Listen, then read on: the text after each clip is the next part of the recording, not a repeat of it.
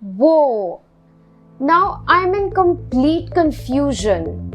While my invitation to the Red Bull event gave me an enlightening experience, but it baffled me at the same time, as the subject was quite differently portrayed than intended in its PR and ad campaign.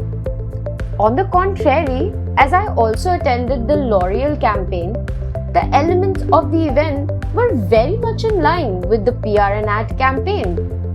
So, in the end, which is the right way? Can you please explain to me, Karma? Well, agree to disagree, Debadrita, but the truth is, both are right in their own domains. The reason why I say so is because events have both similarities and dissimilarities pertaining to advertisement and public relations. Now, let me paint you a very clear picture.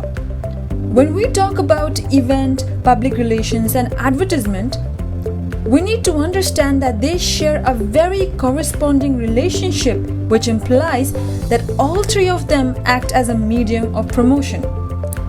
For example, in 2012, on a corporate event in Brazil, Mondelez International, which is a global corporation that sells confectionery and other food items, they had launched two new items, Trident Unlimited and Belvita. So they started promoting them on YouTube TrueView to effectively market those items. The business also posted guest reviews and product listings on various websites, as well as facilitated live customer reviews as their PR outreach. Oh, okay, alright. Now I think I've got a hang of it. Would that also mean that the three of them can be used as a source to create awareness among the public about their affiliated brand, product, or service, or a cause for that matter? Well, certainly, why not? That is one of the factors that make the three of them very similar in nature. Well then, can I cite an example? Yes, please proceed.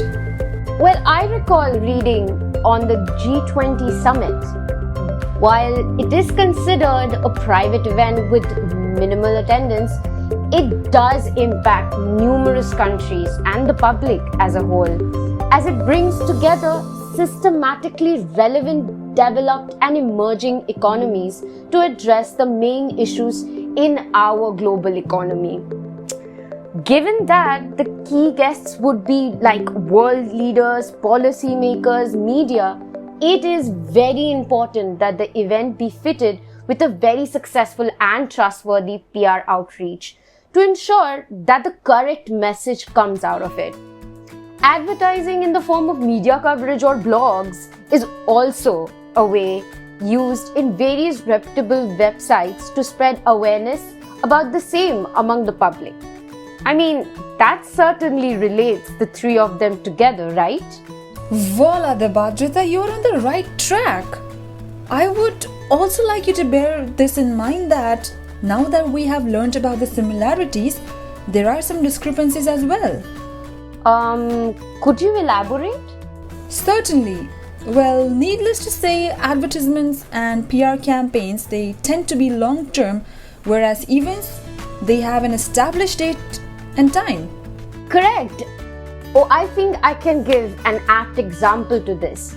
Well, I remember my sister mentioning how iPhone 11, iPhone 11 Pro and iPhone 11 Pro Max was launched at a single evening event on 10 September 2019 in, I think, Steve Jobs Theatre in USA, where the same advertisement and PR coverage continued for months at an extent.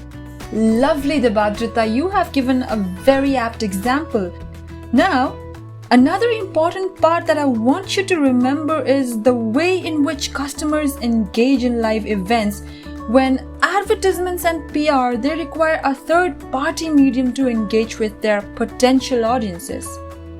If you remember the launch of Belvita in 2012 by Mondelez itself, then the company had used three promotional modes. They were victorious as their brand awareness increased by 27%, with a brand recall of 79% simply because of their live customer commitment.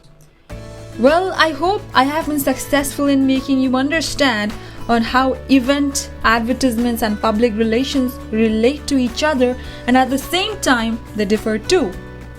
Yes, I have certainly understood the whole scenario very clearly. All thanks to you, Karma. Well, it has been an absolute pleasure, Debadrita.